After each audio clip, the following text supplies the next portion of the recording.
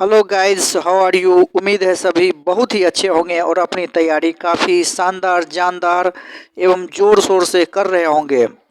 मित्रों, हम लोग हिस्ट्री के सेक्शन को ट्रिक्स के माध्यम से पढ़ रहे हैं, जिसके क्रम में मॉडर्न, मेडिएवल, एंशिएंट तीनों हिस्ट्री के फॉर्म्स को ट्रिक्स के माध्यम से देखने के साथ साथ जो भी कन्फ्यूजन वाले तथ्य हैं, टॉपिक हैं, उन्हें रोचक ढंग से ट्रिक्स के रूप में कोड वार करके हम लोग अध्ययन कर रहे हैं, ताकि एग्जामिनेशन में यदि यह प्रश्न आ जाए तो हम लोग कन्फ्यूज ना कर पाएँ। इसी क्रम में आज हम लोग 64वें नंबर ट्रिक्स की कड़ी एवं वीवीआई तथ्यों में हिस्ट्री के आज ऐसे सेक्शन एवं पॉइंट्स को देखेंगे जो कि तथ्यों एवं डेट पर आधारित हैं। साथ ही साथ कई बार यह प्रश्न परीक्षाओं में पूछे गए हैं, जिसमें से बहुत सारे स्टूडेंट कंफ्यूज कर जाते हैं कि कौन सा तथ्य कब होगा। लेकिन यदि आप इस सभी तथ्य को अच्छे ढंग से कंठाग्र कर लेते हैं, जो कि आपके लिए अवेलेबल कराया गया है, तो उम्मीद है कि आप हिस्ट्री के सेक्शन में यदि डेट से प्रश्न आता है तो आप निश्चित रूप से उसमें सफल होंगे एवं प्रश्न गलती नहीं कर पाएंगे। तो चलिए आइए शुरू करते हैं। नॉलेज ट्रैक 24 के इस ऑनलाइन मंच पे यदि आप पहली बार आए हैं तो चैनल को सब्सक्राइब करना ना भूलें। यदि आप चैनल को सब्सक्राइब कर बेल आइकन दबा लेते हैं तो इस चैनल के माध्यम से जितने भी ट्रिक्स, विभिन्न तथ्य एवं शॉर्टकट दिए जाएंगे उसका नोटिफिकेशन आप तक पहुंच पाएंगी और आप परीक्षा में सफलता के लिए एक कदम बढ़ाते हुए अपनी रफ्तार को जारी रख सकेंगे। तो चलिए आइए देखते हैं आज का यह महत्वपूर्ण टॉपिक और इसकी शुरुआत करते हैं। इसमें सबसे पहला है ऋग्वेद में सूक्ति। जी हाँ, काफ़ी महत्वपूर्ण है और कई बार पूछा गया है कि ऋग्वेद में सूक्ति की संख्या कितनी है। तो याद रखिएगा 1028। 10 और 28 अर्थात 1028 या फिर 1028। ऋग्वेद में सूक्ति की संख्या 1028। ऋग्वेद में दूसरा नंबर देखिए, ऋग्वेद में ऋचाएँ तो 10,462। ऋग्वेद में ऋचाओं की कुल संख्या 10,462। तीसरा देखिए, ऋग्वेद में अग्नि हेतु ऋचाएँ तो 200। ऋग्वेद में अग्नि हेतु ऋचाएँ कितनी है? 200। याद रखिएगा, अग्नि अर्थात आग किसी भी चीज़ को भस्म कर देती है। भस्म करने के बाद भस्म का अर्थ यहाँ पे शिखर से शून्य पर ला देती है। भस्म करने का अर्थ यहाँ पे है कि शिखर से शून्य पर ला देती है। यदि आग कहीं लग जाए ना तो फिर आप कितने भी शिखर पर पहुँचे हुए हों, आप शून्य पर आ सकते हैं। तो अग्नि हेतु जो ऋचाएँ हैं उसके लास्ट में शून्य अर्थात 2 शून्य है। याद रखिएगा, 2 शून्य और 2 से शुरू हुआ है। तो ऋग्वेद में अग्नि हेतु ऋचाएँ जो है उसकी संख्या 200 है। ऋग्वेद में इंद्र हेतु ऋचाएँ तो 250 हैं। अब अगला देखिए, यह भी प्रश्न कई बार पूछा गया है। ह्वेनसांग के भ्रमण वृत्तांत में कितने देश का वर्णन है? तो याद रखिएगा 138 देश का वर्णन है। फिर से हम लोग एक बार इसे पढ़ेंगे और वीडियो को इस क्रम में देखेंगे ताकि आपको देखने में एवं लिखने में आसान हो और आप अच्छे ढंग से इसे अपनी कॉपी या डायरी में नोट कर सकें और नोट करने के बाद उसे रिवाइज भी करने में आपको कोई दिक्कत नहीं हो। तो चलिए आइए 5वां नंबर को फिर से देखते हैं। ह्वेनसांग के भ्रमण वृत्तांत में कितने देश का वर्णन है? तो 138 देश का। 6ठा नंबर देखिए, सिंधु सभ्यता की सर्वमान्य तिथि क्या है? तो 2400 ईस्वी पूर्व से लेकर के 1700 ईस्वी पूर्व। कई बार यह प्रश्न पूछा गया है, सिंधु सभ्यता की सर्वमान्य तिथि क्या है या फिर सिंधु सभ्यता की तिथि क्या है? तो याद रखिएगा 2400 ईस्वी पूर्व से 1700 ईस्वी पूर्व। हालांकि कई परीक्षाओं में विभिन्न प्रकार के ऑप्शन में कई बार 2350 ईस्वी से 1750 भी दिया जाता है, तो इससे आपको कन्फ्यूजन नहीं होना है। यह एक तथ्य का क्रम है कि 2400 ईस्वी पूर्व से 1700 ईस्वी पूर्व, इसके आसपास की तिथि भी अगर दी हुई हो तो आप इसे लिख सकते हैं कि सिंधु सभ्यता की सर्वमान्य तिथि क्या है? तो 2400 ईस्वी पूर्व से 1700 ईस्वी पूर्व। 7वां नंबर देखिए, यह प्रश्न में कई बार आया है, सिंधु सभ्यता में बड़े नगर की संख्या कितने शहरों को दी गई है? तो याद रखिएगा, सिंधु सभ्यता में कुल 6 जो है नगरों को बड़े नगर की संख्या दी गई है, अर्थात सिंधु सभ्यता में बड़े नगर की कुल संख्या कितनी है? तो सिर्फ 6। 8वां नंबर देखिए, ऋग्वैदिक काल का क्रम क्या है, तो याद रखिएगा ऋग्वेदिक काल का क्रम 1500 से लेकर के 1000 ईस्वी पूर्व। ऋग्वेदिक काल का क्रम जो है 8वां नंबर में देखिए, ऋग्वेदिक काल का क्रम जो है वो 1500 से लेकर के 1000 ईस्वी पूर्व। इसके बाद सूर्य देवता सावित्री को समर्पित गायत्री मंत्र का उल्लेख तो ऋग्वेद के तीसरे मंडल में। उत्तर वैदिक काल 1000 ईस्वी से लेकर के 600 ईस्वी पूर्व। याद रखिएगा उत्तर वैदिक काल है, उत्तर में 3 अक्षर हैं तो इसमें 3 जीरो होगा। इससे पूर्व भी हमने आपको याद रखने के लिए बताया था कि अग्नि जो है वो शिखर से शून्य पर ला देती है, अर्थात शून्य होगा। और ऋग्वेद में कुल ऋचाएँ आप जान ही रहे 10,462, तो इसी 10,462 में से अग्नि हेतु जो है वो 200 ऋचाएँ हैं, जिसे याद रखने के लिए हमने बताया है कि अग्नि जो है वो शिखर से शून्य पर ला देती है। तो याद रखिएगा जो अग्नि हेतु जो ऋचा की संख्या होगी उसमें तो शून्य लगा ही होगा, साथ ही साथ शून्यों की संख्या भी 2 होगी, 2 शून्य और अक्षर भी 2 होंगे। अगला देखिए ऋग्वेद में इंद्र हेतु ऋचाएँ, तो इंद्र हेतु जो है 250 है। पहले अग्नि हेतु याद रखना है 200 और फिर इंद्र हेतु याद रखिएगा 250। चलिए आगे बढ़ते हैं, 8वां नंबर तक हम लोग पढ़ लिए थे। 9वां भी हम लोग पढ़ लिए हैं कि उत्तर वैदिक काल का क्रम, तो उत्तर में 3 अक्षर है तो 3 अक्षर से शुरुआत करना है 1000 से लेकर के 600 ईस्वी पूर्व तक। इसके बाद ऋग्वेदिक के हस्तलिखित ऋचाओं को खील कहा जाता था। यह ऋग्वेद के किस मंडल में उल्लिखित है, तो याद रखिएगा 8वें मंडल में। प्रश्न पूछा जाता है कि ऋग्वेद के किस मंडल में जो है हस्तलिखित ऋचाओं को खील कहा जाता है, ऐसा उल्लेख किया गया है, तो ऋग्वेद के 8वें मंडल में। सूर्य देवता सावित्री को समर्पित गायत्री मंत्र का उल्लेख ऋग्वेद के कौन से मंडल में किया गया है, तो तीसरे मंडल में। इसके बाद दशराग युद्ध का वर्णन, याद रखिएगा दशराग युद्ध का वर्णन तो यह ऋग्वेद के 7वें मंडल में किया गया है। दशराग युद्ध का वर्णन ऋग्वेद के 7वें मंडल में। इसके बाद देवता सोम का वर्णन ऋग्वेद के 9वें मंडल में। इसके बाद 11वां नंबर ट्रिक्स देखिए, पुरुष सूक्त का वर्णन तो ऋग्वेद के 10वें मंडल में। याद रखिएगा पुरुष सूक्त का वर्णन जो है वो ऋग्वेद के 10वें मंडल में किया गया है।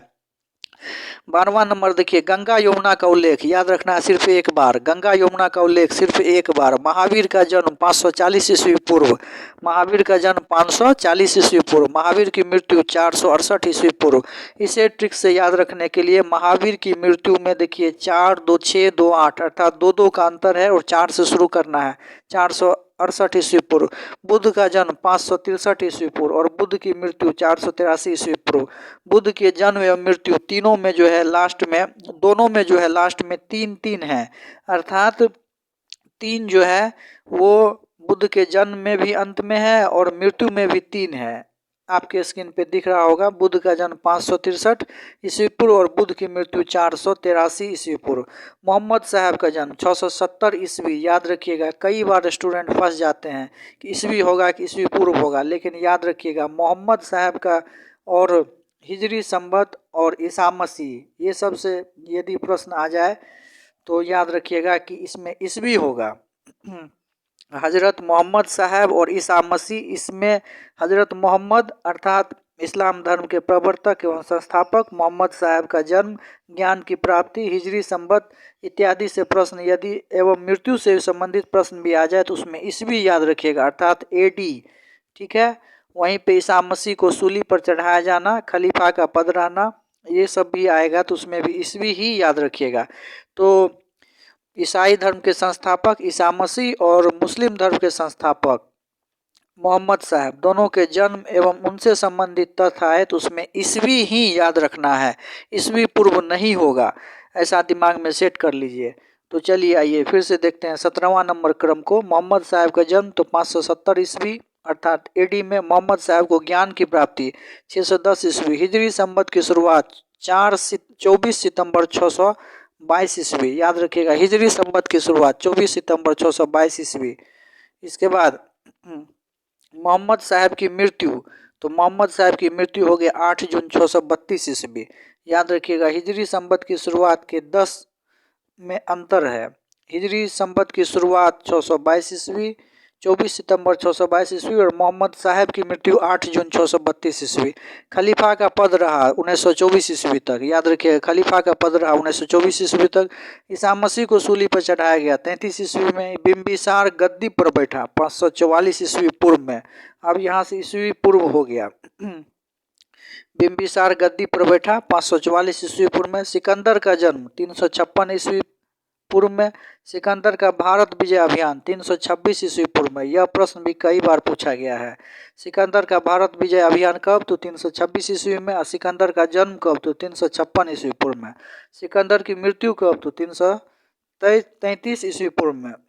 याद रखिएगा, सिकंदर का भारत विजय 326 ईस्वी पूर्व और सिकंदर की मृत्यु 323 ईस्वी पूर्व। अशोक महान गद्दी पर बैठा 269 ईस्वी पूर्व।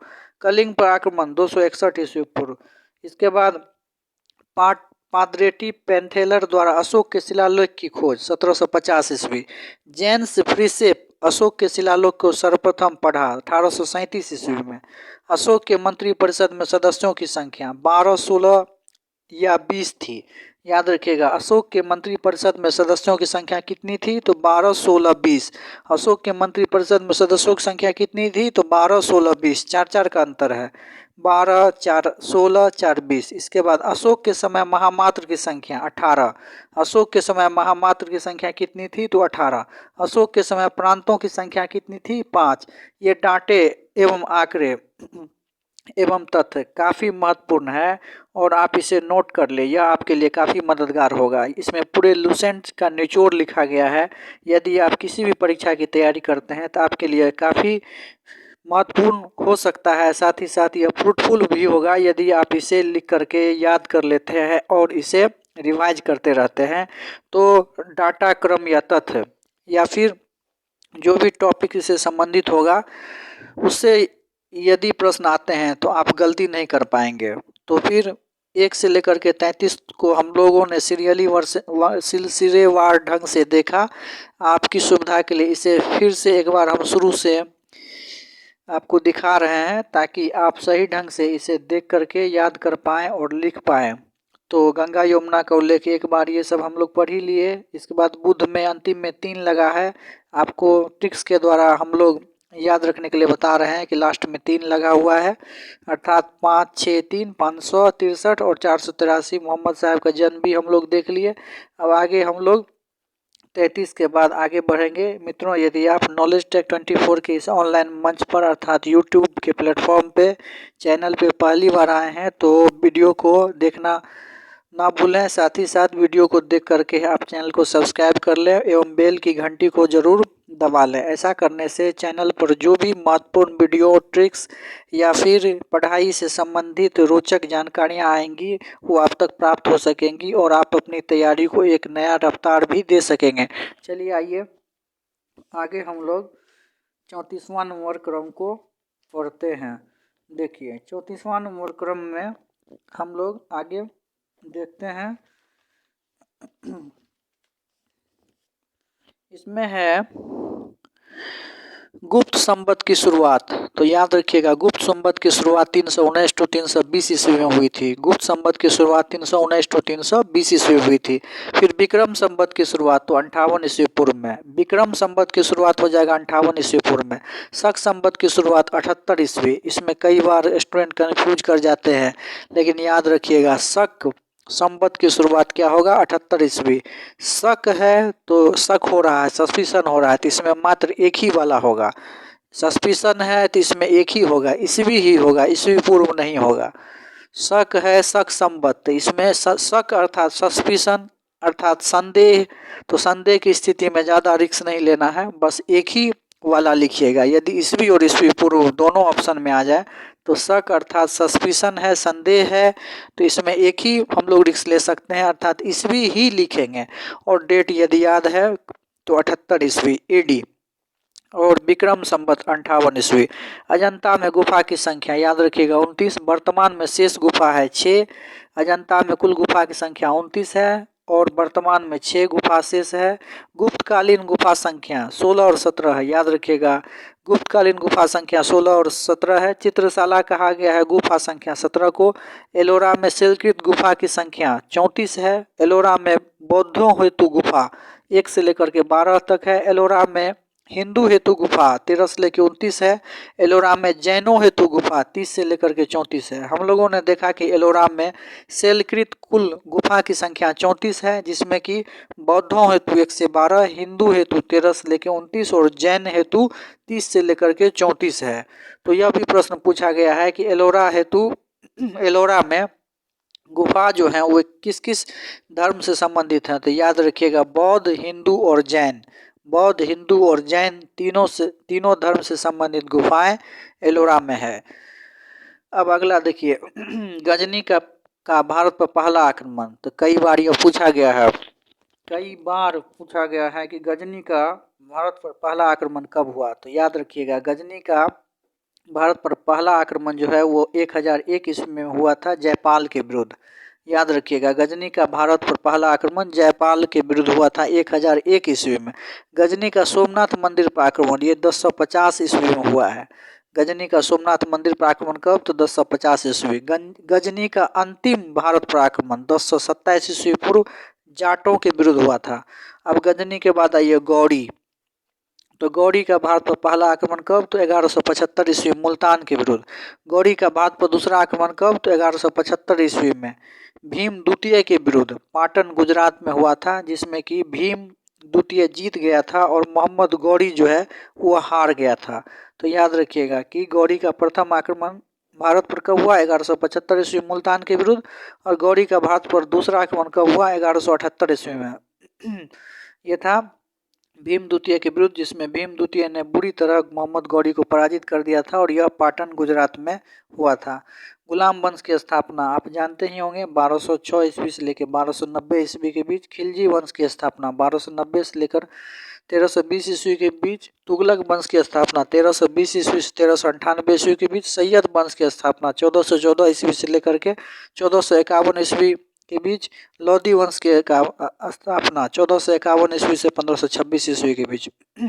हम लोगों ने ट्रिक्स के माध्यम से भी इसे मेडावल हिस्ट्री के क्रम में देखा था। जब हम लोग मेडावल हिस्ट्री के क्रम को देख रहे थे तो उस क्रम में ट्रिक्स के माध्यम से गुलाम वंश पर शासन करने वाले राजवंशों को भी देखा था। साथ ही साथ जो है हम लोग गुलाब खिले तो सांस लो ट्रिक्स के माध्यम से आपको बताया था कि गुलाम वंश की स्थापना कब हुई थी, खिलजी वंश की, तुगलक वंश की, सैयद वंश की और लोधी वंश की।